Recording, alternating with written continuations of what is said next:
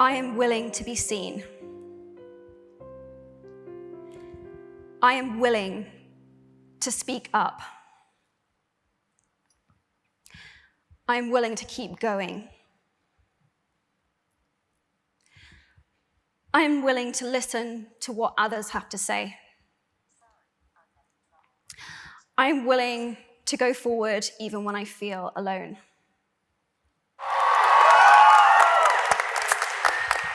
Thank you.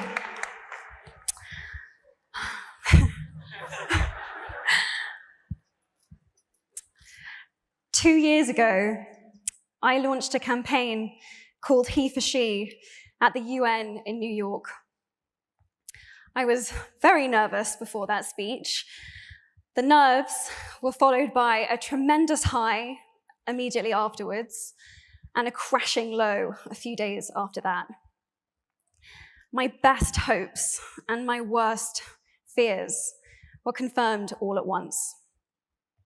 I had opened Pandora's box to a standing ovation and almost simultaneously a level of critique I had never experienced in my life, and the beginning of what would become a series of threats. The last 2 years have been a baptism of fire, to say the least, where I learnt just how little I know and also how much. It was my scary first step as an activist, a word I never imagined that I would use to describe myself. So, reading the applications of activists who applied here for One Young World scholarships was surprising to me. Here I was, reading the stories of people from nearly 200 different countries from around the world, with experiences that I couldn't even imagine. I mean, they were so out of this world to me. And yet, their notes looked like my notes. The same themes emerged over and over and over again. There was so much overlap with the things that I had been thinking about and that I had been struggling with. Because the truth is, it had never been about being an activist. It was about the choice to make myself visible and the choices that you made to do that too. Apart from the significant progress the world has made in the cause for equality, the best thing about the last 2 years has been this: finding people from such disparate experiences and communities that I found that I have something in common with.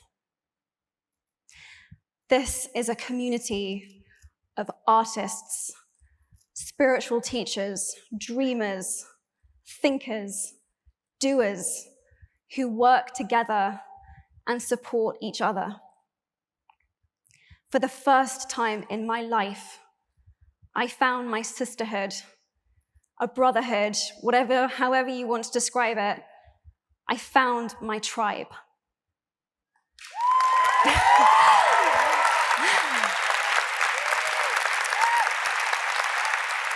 My hope for you, while you're here, is that you will find some of your tribe too. I've really needed mine.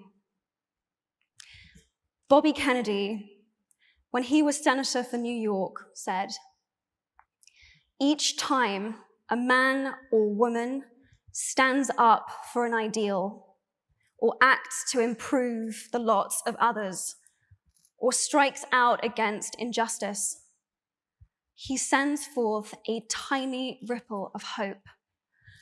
And crossing each other from a million different centers of energy, those ripples build a current that can sweep down the mightiest wall of oppression and resistance." That's what we are doing. We, the entire spectrum of the feminist movement, are building an unstoppable current for which we need ripples of hope from every age, race, ability, walk of life, from every human experience. I feel gender equality is as important as any of the other goals that we are here to discuss. And actually, if anything, it is even more important because it intersects with every single other issue that we face. We all have feminine and masculine energies within us. And both forces need to be lifted up, respected. They need to work together in order to make the world go round. Each of you are here at One Young World because you do something important. And it is so exciting to see you all come together in one room, because One Young World isn't about saying what each of us individually, can do, but what we can do. Working together, supporting, and listening to each other.